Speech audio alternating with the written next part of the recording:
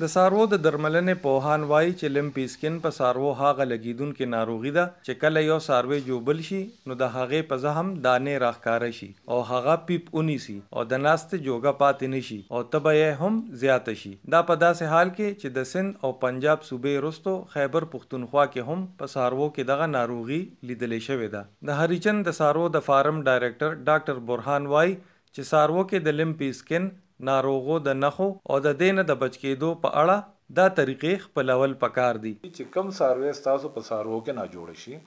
هغه څاروی د روغو څاروو نه لرې وساتئ او د فلایز او د ماسکیټوز یا لکه د مچانو او د ماشو او د کونو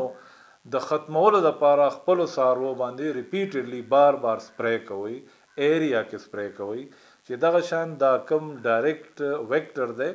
چې دا ستاسو څاروو ته نقصان ونه رسوي. د صوبې د لایو سټاک محکمې د چارواکو د شمیرو تر مخه دا مهال په 39 څاروو کې لمپیسکن ناروغي رامخې ته شوې ده چې یو پکې مړ شوی دی. خو د لایو سټاک محکمې د دې ناروغو د مخنیوي دپاره څه ګامونه پورته کوي نو د خیبر پښتونخوا د زراعتو سیکریټري ډاکټر محمد اسرار وایي په خیبر پښتونخوا کې په ډي خان او په صدرن ډسټرکټس کې د پنجاب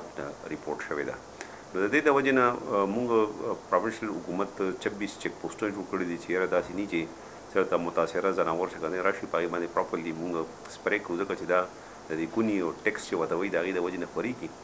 او فلایز د وجې نه نو هغې لپاره موږ کنټرول اقدامات کړي دي او هغې لپاره سپریز پمپس او خپل سټاف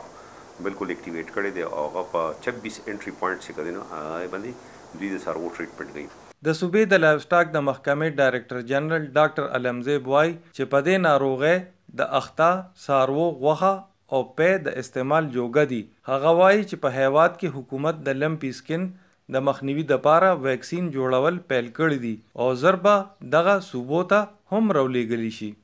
او زموږ په صوبه کې لایو سټاک ډېر زیات دی نو دا زموږ د غریبو خلکو ډېر لوی نقصان کیږي ولې چې دې کې د څرمنو بالکل تباه کیږي. خدایو خبر ته کوم چې دا بیماری د انسانانو دپاره زونوټیک نه ده بالکل د دې پای دې استعمالوي د دې غوښه دې استعمالوي هېڅ نقصان نه ورکوي ځکه چې دا د انسان نه څاروي ته او د څاروي نه انسان ته نه لګي لکه نورې څه بیمارۍ شته چې هغه څاروو نه انسانانو ته لګي خو دا بالکل صحت ته د دې نه هېڅ دغه نشته دی چې د دې نه چاته نقصان. د لایو سټاک لخوا ورکړو شوو معلوماتو تر مخه په څاروو کې لمپیسکن ناروغي په سویلي شمالي وزیرستان ټانک صوابه پیښور او کوهاټ ضلعو کې رامخته شوې ده. د څاروو د ناروغو پوهان وایي چې د دغه ناروغۍ له امله د 3 نه تر 80% پورې څاروي ژوند د لاسه ورکولی شي. خو که دوی ته په وخت د ګډو بیزو د ناروغو یا شیپ پاکس انټي بایوټیک داروګان ورکړي شي نو څاروي په 3 ورځو کې رغېدی شي. ملک وقاص، وایس آف امریکا، ډیون نیوز، پیښور.